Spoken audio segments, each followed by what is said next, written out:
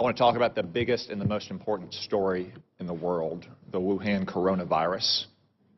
This coronavirus is a catastrophe on the scale of Chernobyl for China, but actually it's probably worse than Chernobyl, which was localized in its effect.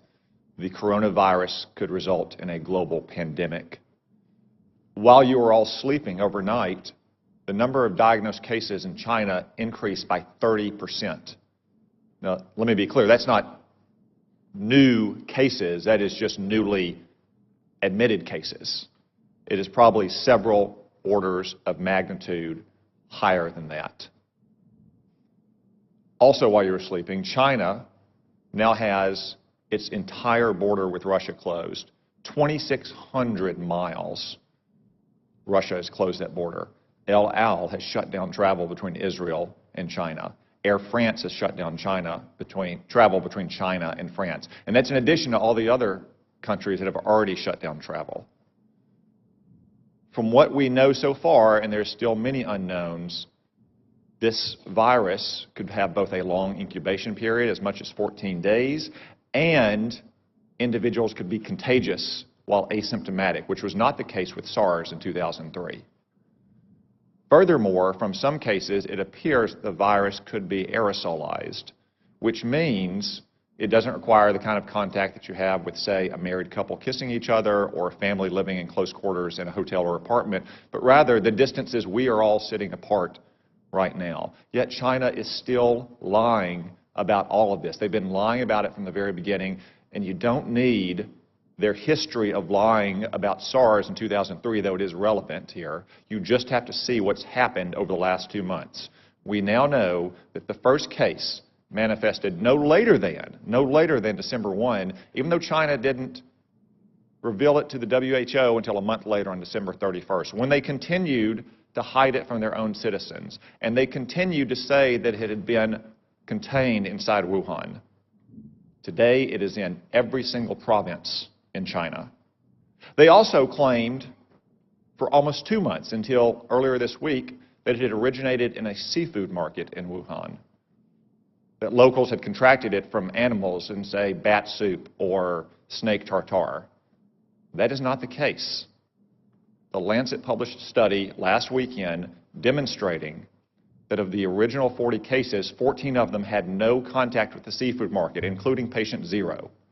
As one epidemiologist said, that virus went into the seafood market before it came out of the seafood market. We still don't know where it originated. Could have been another seafood market. Could have been a farm. Could have been a food processing company. I would note that Wuhan also has China's only biosafety level 4 super laboratory that works with the world's most deadly pathogens, to include, yes, coronavirus. Now, look at China's own actions.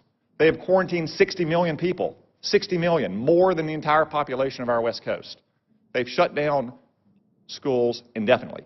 Classes canceled nationwide indefinitely. Hong Kong, a part of China, has basically shut down all travel from the mainland.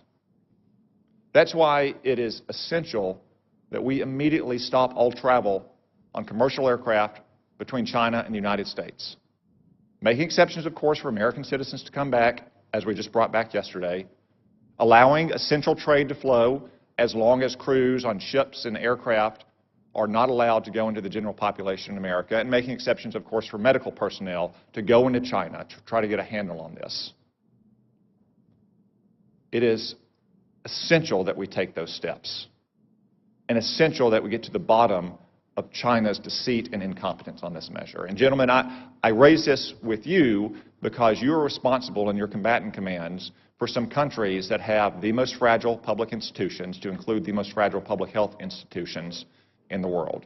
So I ask, even though as of this morning there are not yet confirmed cases of coronavirus in your combatant commands, though I suspect there will be soon, what is your assessment about the ability of the governments in your combatant commands to handle a potential global pandemic like this? General Townsend.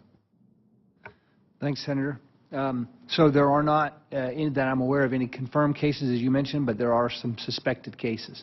The first report of suspected case I've heard of is in Djibouti, which you would imagine with a significant Chinese presence there.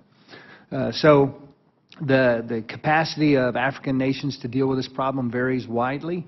For example, in Eastern Africa, Central East Africa, they've been dealing with Ebola, and they've been dealing with Ebola largely on their own and doing a pretty good job of it. So I think capacity there, but anywhere else in Africa is probably not to that degree.